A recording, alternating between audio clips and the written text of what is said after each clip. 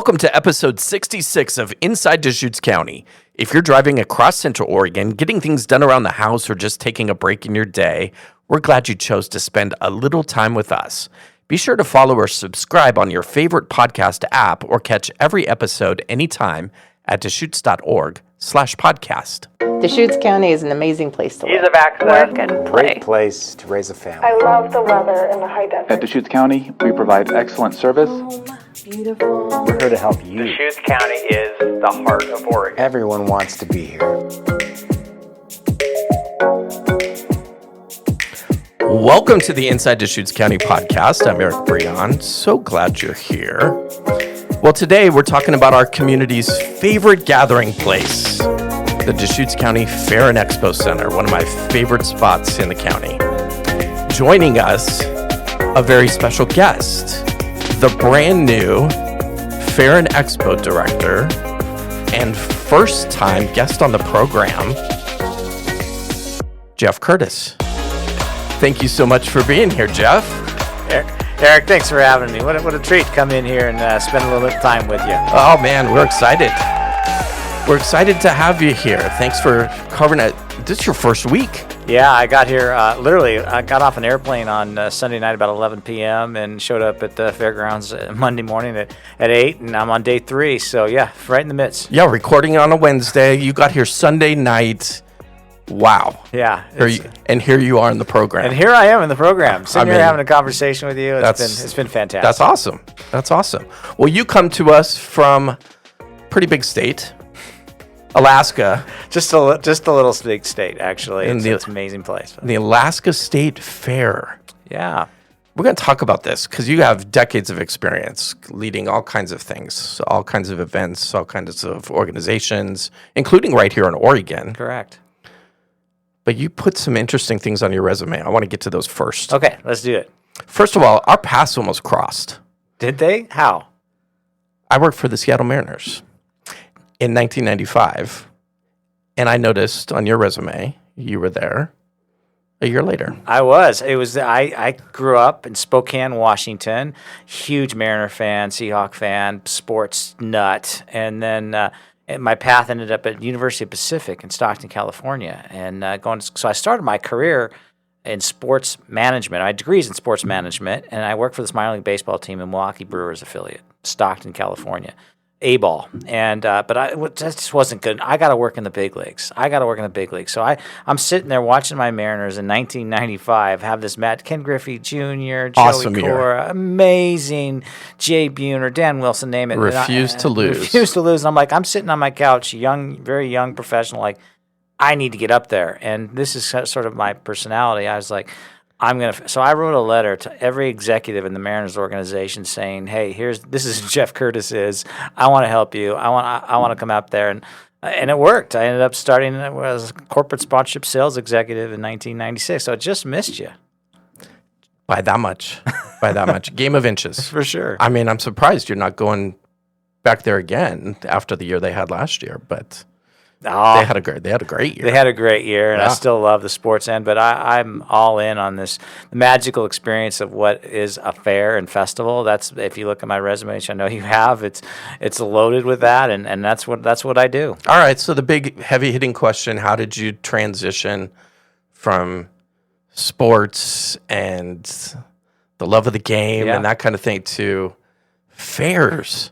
I mean, Alaska State Fair, big fair. Yeah, absolutely. Let's walk through the journey, because I was all sports. Everything was sports, and there's a little humor involved. So I'm working for the Mariners. I'm young. I'm doing my thing, and I'm just super happy about it. And then one day, and this happens in life, I go to work, and my boss says, today's your last day, Jeff. And I'm like 24, 25 years old. Like, what does that mean? Like, what? What do you mean my last day? My position was eliminated after a couple of years. And it was like, well, why? And I didn't need to.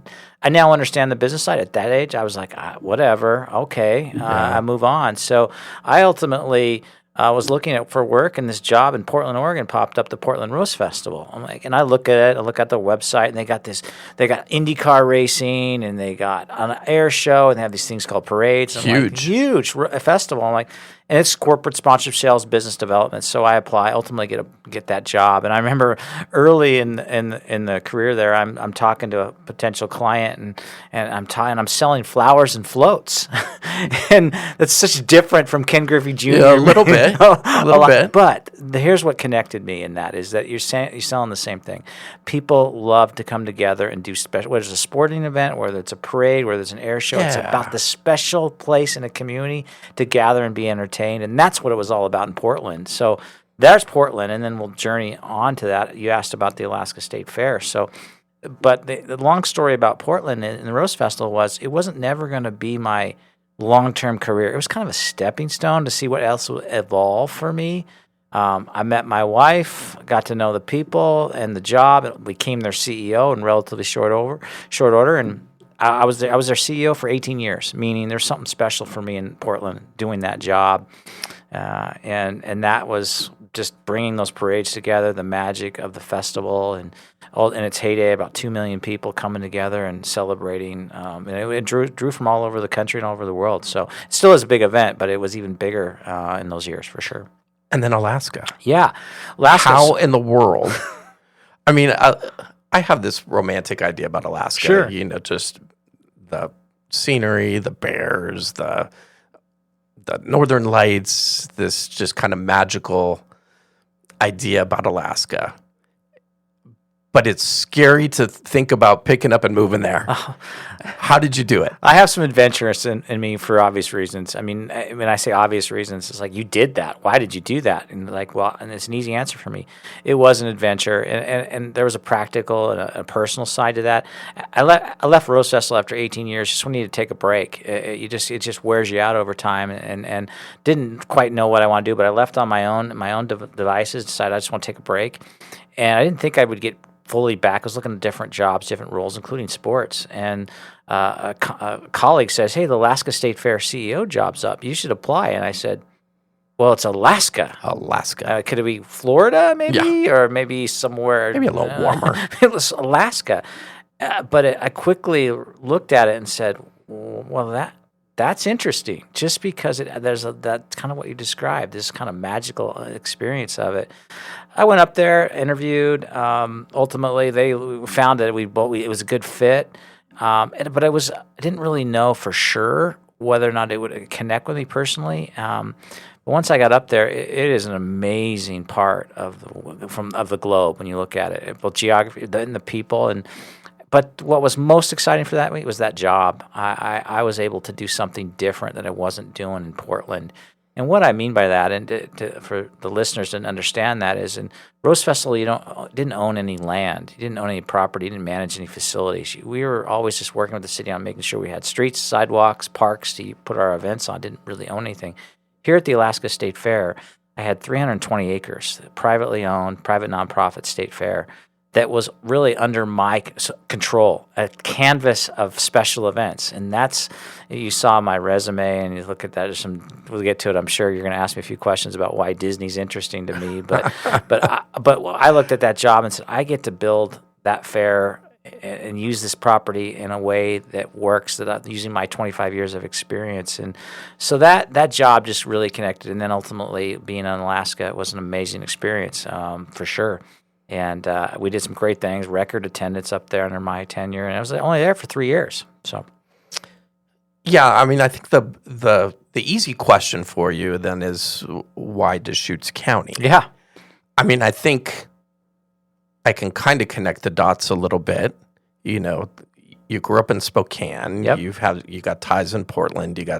You worked in Seattle. This kind of puts you back in the kind of. It's not far to Stockton if you want to go take in a Tigers game, University of the Pacific. Is that the driving force in addition to Deschutes County is awesome? Well, let's unpack that for sure. In the opening of this podcast, you talked about Deschutes County. For sure. I mean, Deschutes County, this is a wonderful place in Oregon. My family would jump in our RV and make our way from Portland, Vancouver metropolitan area every summer and enjoy and recreate in Deschutes County. It's a really special place. So that's number one. Like, if a job opens up that's going to get me out of Alaska, boy, this one would be a very, very high on the list as I was looking. But the core answer is I feel like I'm coming home. And as much as I loved Alaska and being at that job, it's still some 1,700 miles from Portland. There's only one road up there if you drive, and it's a 3.5 hours. So there's a sense of isolation up there that I just couldn't break away from. As much as I love the people and the job and the mountains and recreation. And I'm from Spokane. Northwest is my home. I've lived in Seattle. Obviously lived in Portland, Vancouver, Washington. So coming home was a driver. And then the other reality of it is that my family we had a kind of a commuting structure up in Alaska, because then I'm married and 3 young daughters. Well, not young, they're young adults, and they kind of drive that house. And I'm like, Dad, it'd be nice if you were around more. And because I was gone so much, we made it work. But when we started talking as a family about this job, they're like, Deschutes County? Oh, that's not Alaska for sure. So come on home, Dad. Come on home, Dad. Yeah. I'll put those pieces together along with the great county and Central Oregon, and then the fairgrounds, so we can talk about that. What an amazing piece of property out there. Yeah, let's get into the work a little bit. Yeah. I'm sure you learned a lot going to Alaska. What kind of lessons are you bringing here to Deschutes County? Similar kind of, I mean, they're different, but there's similarities between facilities. What are you bringing with you? I learned a lesson, I think, and I knew it right away, and I didn't misstep in Alaska that I will replicate here. And what I mean by that is when Alaska State Fair hired me, the community is really nervous about this guy from Portland, Oregon, coming to Alaska that will make it a Portland fair, and that's really an unfair description. I will bring my expertise of 25 years of festival management, understanding what works and how to benefit a community. And so what I did very carefully up there is take time to listen to the community's needs. It's Alaska State Fair. It's their fair.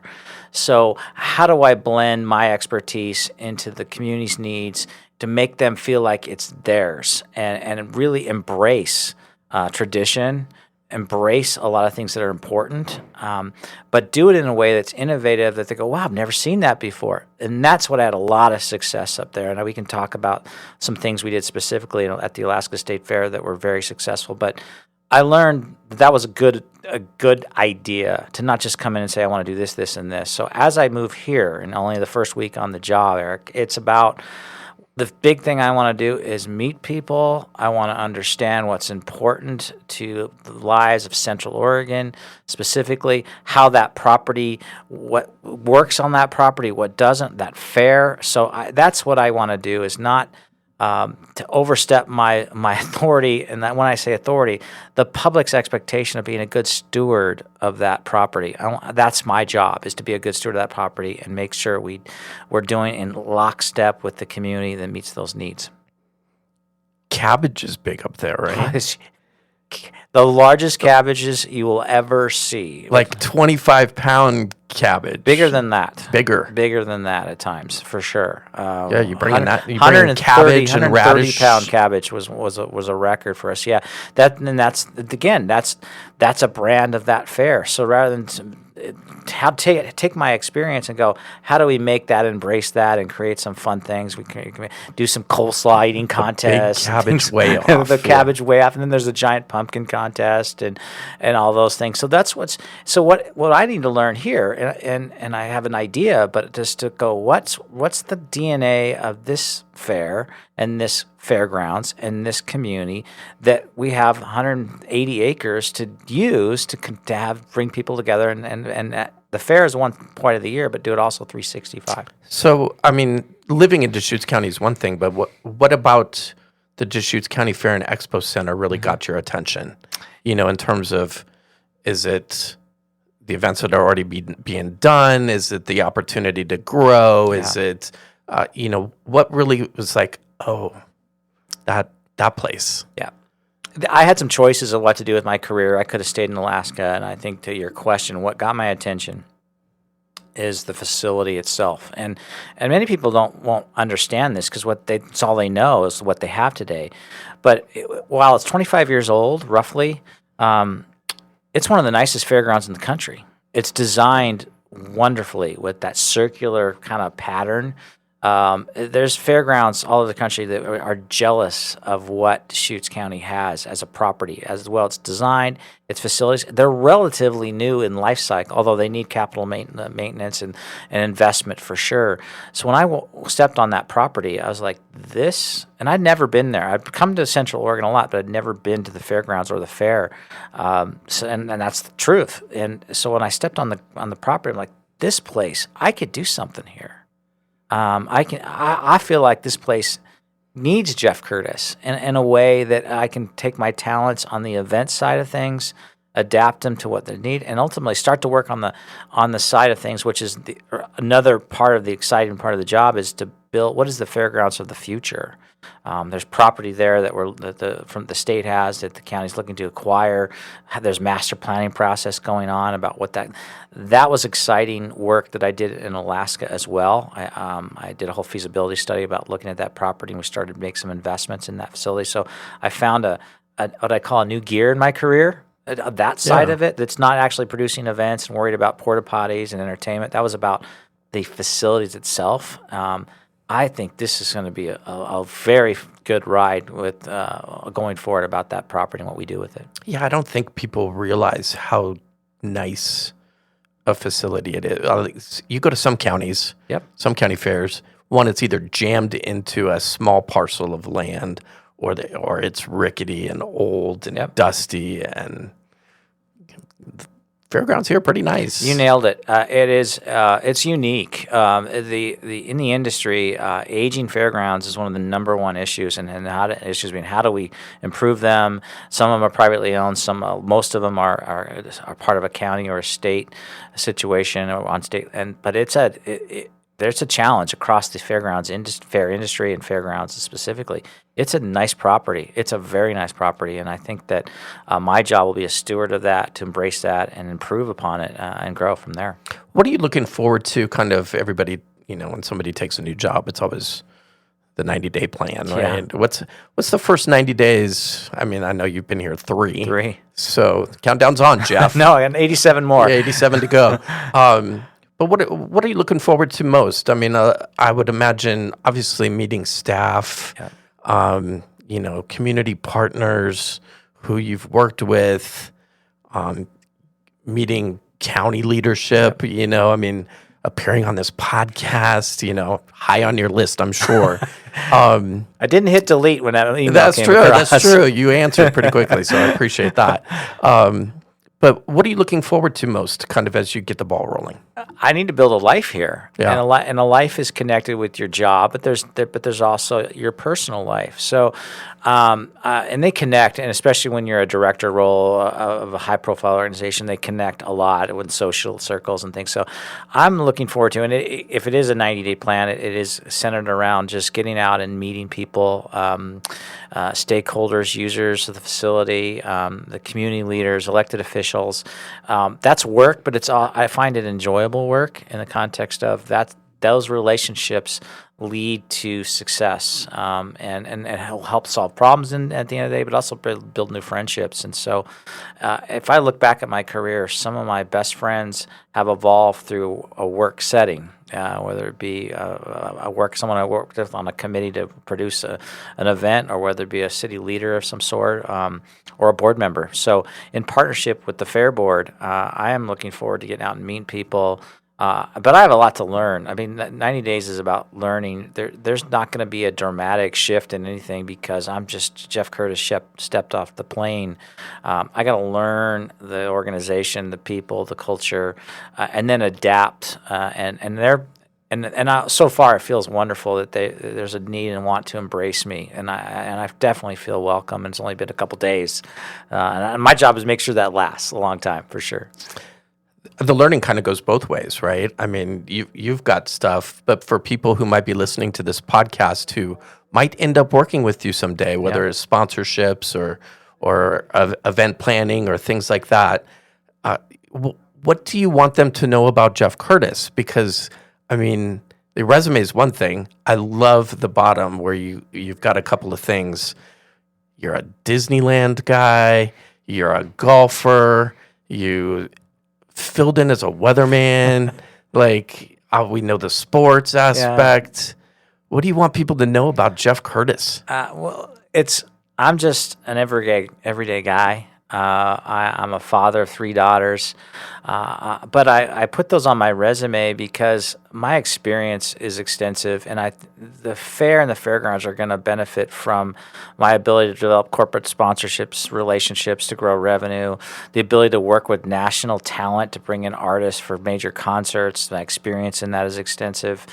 Just to understand the dynamics, and we haven't touched on it, but one of the things that's big for me is the senses. When you walk into an event, what you see, what you smell, what you hear, that first experience when you walk on a property, those are things that I have experiences that the community is going to benefit from over time as I try to develop more of those things at the fairgrounds itself. But at the end of the day, I'm actually just a lighthearted, good guy. I want the community to know that I'm moving here, and I'm excited to get to know. I want to go out and play a lot of golf. That's something I lost that passion in Alaska for obvious reasons. Unless I wanted to play in the snow and the ice. Not golfing that much up there. Not golfing up there. Not hanging out with the moose. No. So I missed that. It was so much part of my life, just going out to the driving range or play. So going out and playing golf, walking. I want to go out on the Deschutes River. It's always been on my list. Just go do that and spend some time on the river. And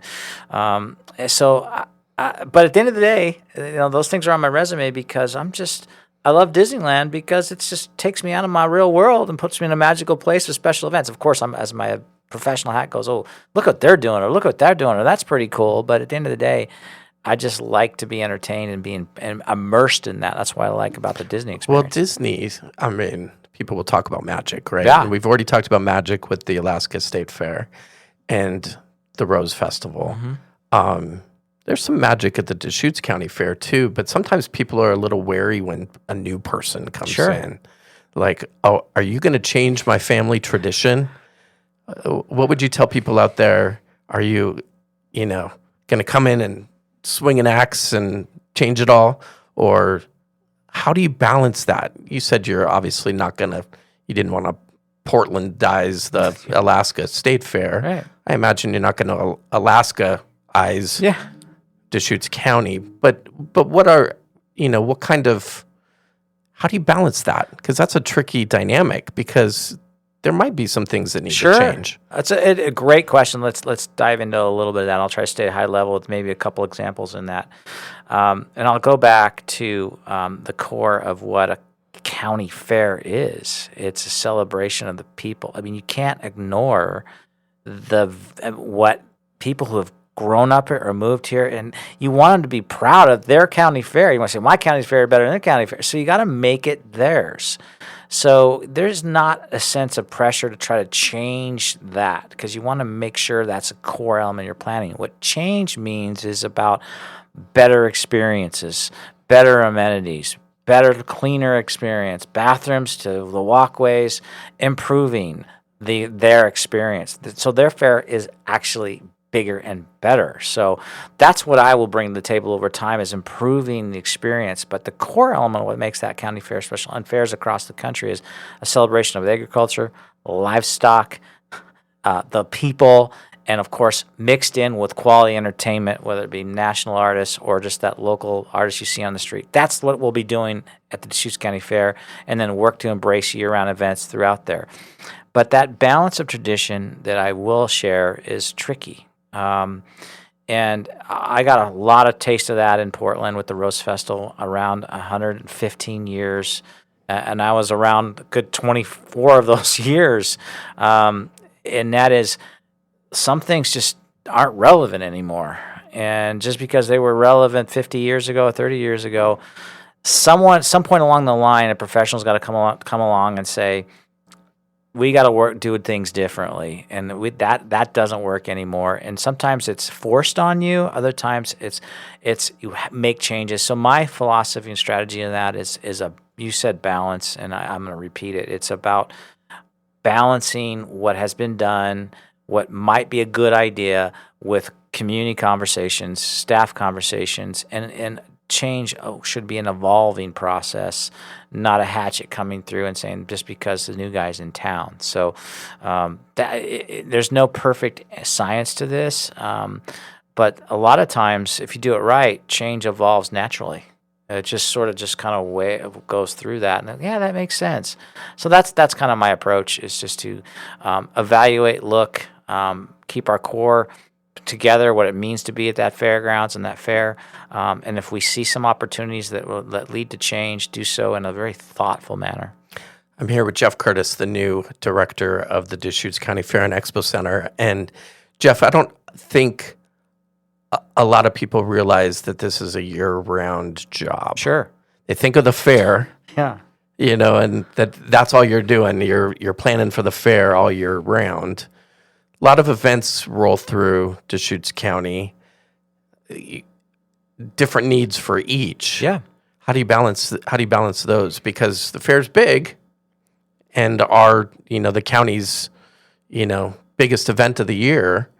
But you've got other things too that you're managing. Yeah, even if it was just the Fair Association job, like being the executive director of because a lot of fairs that's all they do. There's or a festival is a good example. The number one question I got asked at the Portland Rose Festival, which didn't have a year-round property, not by far, Jeff, what do you do the rest of the year? What do you? And my answer to that, and it's applicable in here to Deschutes County, whatever, is think about a birthday party. You're planning a birthday party. You got to come up with a theme. You got to come up with invitations. You got to come up with invites, and you got to decide a venue. You got to decide the food. And think about that little micro event planning that we all in our lives all are doing. Maybe for 25 people. Multiply that by hundreds of thousands, and the complexities of a large-scale public event. Everything from traffic to in today's modern world, security is a big part of the conversation. That actually job itself is a year-round profession. For sure. Volunteer organizations have evolved to allow professionals to come in and do that because it is a year-round job. But I used to get that question all the time. What do you do the rest of the year? Just show up magically in events here? It's a lot of thoughtful and process that goes through that. So that's just a festival experience. Add on the layer that you alluded to, and not alluded to, what you were clear about, is that at Deschutes County, it's a year-round facility. We are chartered by the county to successfully produce year-round events and to financially make that feasible because it is a public facility. So that's work, and that's stewardship, and that's recruitment of events, and that's we're building partnerships that people want to be on your property. That's having the financial model that makes sense so you can pay the bills, so be good stewards of the county and the taxpayer to make sure that facility is functioning properly so it returns on it, pays its bills and returns the investment, actually gives a little back and in terms of its and reinvestment into the facility. So that's a key element of the job, that year-round the staff out there working and building and attracting events, and they've had some great events, and they'll come and go. What's central to that is it's fair, and this is a perspective that I will probably provide more direction on. Is that fair is the centerpiece. Well, every staff meeting we'll be talking about that fair, like what's the fair, and then build around it, and how that connects is your fair is only as successful as the property it exists on, and when you have a successful property with year-round events that are financially feeding into that, your fair is going to be more successful as well. So that's the work we'll do year-round, and including improving the facilities over time, attracting great events. At the end of the day, it's a gathering place for people in Central Oregon, and that's what it needs to be. You may not have heard this, Jeff, but people have a lot of opinions in this world. You bet. About, and they have ideas as to how things should change or evolve or be better. When it comes to the Fair and Expo Center, I'm sure you've heard things either in the interview process or even in 3 days in town of, hey, we think that, what about this? What about this? What about that? Yeah. Are you hearing those things? And I'm going to ask you to kind of pull out your crystal ball a little bit and maybe predict one or two things that you might be working on in the coming months? Yeah. Well, here's first of all what I'm hearing, and it's almost a little humorous, and that is your first days on the job, you kind of want to ease into it. What I'm hearing is you got to Good luck with that. Yeah, you got to fix this, you got to fix that. Hey, well, this is this problem, and I just left a meeting. It's like, hopefully you don't go back to Alaska just because you're hearing all this stuff. That's just normal. Like you get in a job, everybody's got this thing, because a lot of things were left on hold a little bit. Like let's wait till the new director starts to kind of unpack some challenges, and they're everywhere. So besides those things that are part of responsibility of a seasoned director that I am, that to kind of work on or develop some short-term solutions to some problems that exist. My crystal ball really falls on kind of evolving and working with the Fair Board on developing the future of that property. And really connecting it, because and here's what I mean by connecting it. And it's not necessarily crystal ball what will happen, but it's a conversation. I got to be careful when I say I want to grow events or I want to have a bigger fair. You can't get bigger unless you solve some core elements that make the experience great. And there's transportation. We all know, and I heard this in the interview process. I haven't seen it yet because I've been here, but transportation in and out of that property is challenging, and for the big events. And so I'm going to have to evolve my conversations is define what we want out of large events, size and scope, but also do it in a very thoughtful way to make sure the transportation system allows for that, and we can provide the proper security for those things. So that's my crystal ball as it relates to the bigger term. Short-term crystal ball is just continue to enhance. This year's fair is already pretty much in what we call in the can, not necessarily, but a lot of those big plans are set, and my job's just going to be kind of just making sure, problem solving, making sure we have a fantastic fair July 29th as that fair opens. So that's the short-term work that I'll be doing, making sure that fair is solid. But I think it's just the crystal ball is working on the property and the facilities, and attracting more events, but doing so thoughtfully to make sure the infrastructure can support it. And the community, it doesn't become a challenge to the community that they can't even get around because of events around the fairgrounds. Well, I imagine a big part of this job is managing how people feel when they go home after an event. It's huge. Right? I mean, like, that was great. Yep. Or, oh, man, that was rough getting out of here. Or I mentioned the senses. You got to manage that, right? Yeah, Eric, I mentioned like what you experience, that your senses, what you see, hear, touch, when you first enter the property matters. Everything from what your gate experience, your parking experience likes, to when you walk through. That's what the Disneyland experience comes from. And my interest in that is when you walk through the gates of Disneyland, it's like you're just immersed. It doesn't matter what's there. You're just immersed in this amazing experience. So I care about that experience as you enter. Experience equally important, to your point. When you leave, it's got to be relatively as simple as possible. So that's an area that I just know. I mean, it's been very public about the Farewell Festival, and that people in their cars 3 or 4 hours trying to leave that festival, and so. There's not a simple solution when you have that many people, that many automobiles and things to completely alleviate that. But those are the conversations that I'll be having with stakeholders, public on the public side related to the county, the city of Redmond, obviously even the state potentially. Just how do we continue to evolve and make that experience from a traffic congestion standpoint better, improve on that. And so those are some things ongoing for sure. Jeff, I get a sense you like people. Can you tell? I mean, you talk about the magic, the feeling, the emotions, working with a baseball team to working with the Rose Parade. I mean, the magic in Alaska, and now here. Yeah, I mean, that just seems like the common thread here. Yeah, I've coined this. It's a Jeff thing. Some people go, my Alaska Fair staff, we got used to this. I call it people, place, and purpose. The 3 Ps. And it works. And people being the first one. I mean, you got people to organize it. People to organize event. People that come to the event. It's the people that make it possible. We're not robots. and we're creating experiences for human beings. So that's a driver. When I say people, place, and purpose, we're making decisions about events, what to do or what not to do. Are there the right people in place to make it successful, or is the right people that are coming to the event? The place is the place. The right place for this is the location, the right location for an event. In the case of Deschutes County Fairgrounds, is it the right place on the fairgrounds for certain things? And purpose, why are we doing that? So those all connect, but the people part is the center of it. Again, we are all building community, and in today's world, that is a precious, precious thing. Lives are distracting. Right? We have a lot of things going on in our lives, and it can be stressful. And we want to bring people together to celebrate. There's nothing more special about that than unifying than good special events. Well, Jeff, we met about 45 minutes ago, and I can already tell you're going to have a huge impact on this place. Thank you. Your wife is a Washington State grad, so bringing more Cougs to this area, sure. Very important thing for me as an alum. I think you're going to get to that single-digit golf handicap. I hope so. That you're hoping for.